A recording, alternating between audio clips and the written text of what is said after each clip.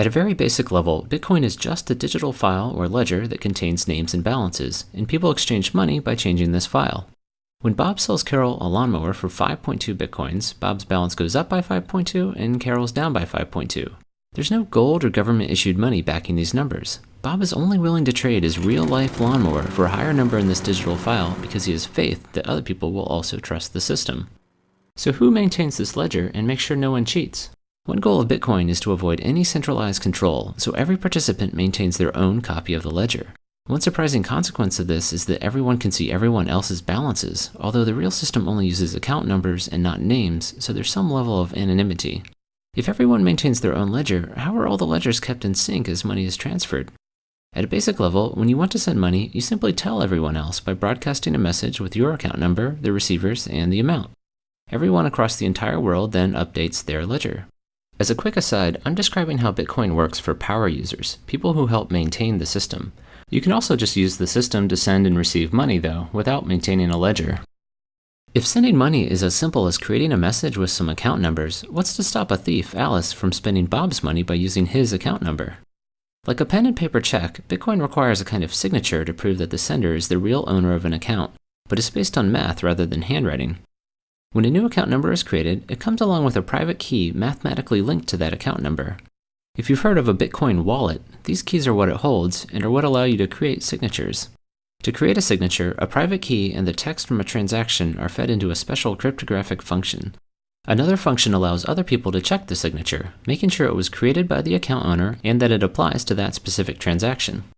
Unlike the handwritten version, these signatures can't be copied and reused in the future, as they're unique to each transaction. While the mathematical signatures prove who sent a transaction, they can't prove when it was sent, and this turns out to be problematic. In our traditional banking system, if Alice wrote 2 checks but only had enough money to cover one of them, the bank would pay the first person attempting to cash his check but refuse the second because Alice's account would be empty.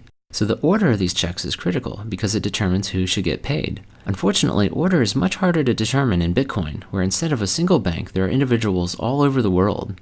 Network delays might cause transactions to arrive in different orders in different places, and fraudsters could lie about timestamps. 2 recipients might both think their transaction is first and ship a product, effectively allowing Alice to spend money twice. Bitcoin prevents this by providing a way for the entire world to decide on transaction order.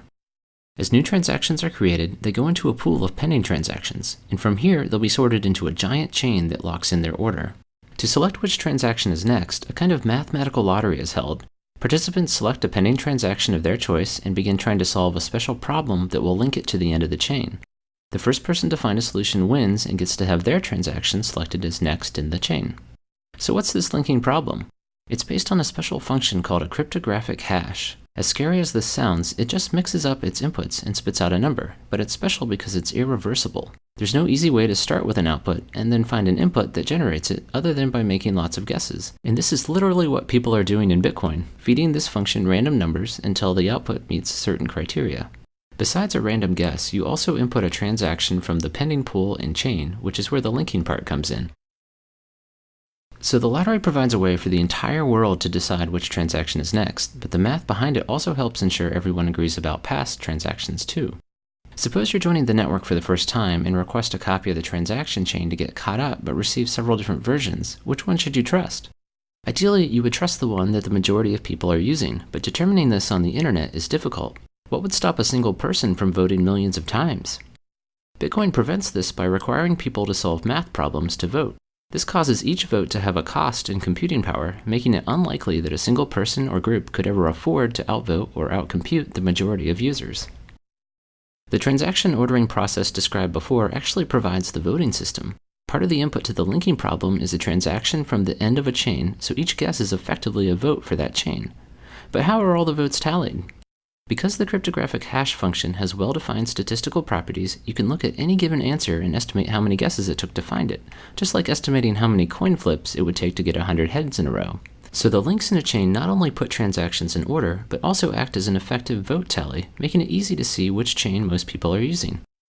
Finally, how does money get created? Every time someone wins the lottery to pick the next transaction in the chain, new bitcoins are created out of thin air and awarded to their account. Solving these problems is commonly called mining, as this is how money enters the system, but the main purpose of the math is to make sure everyone's ledgers agree. The math simply provides a convenient way to randomly distribute money into the world. In fact, sometime around 2140, no more money will be created and participants will only be paid from fees added on to transactions. I hope this gives you a quick sense for how Bitcoin works. If you'd like a more detailed summary, check out my 22-minute video, How Bitcoin Works Under the Hood.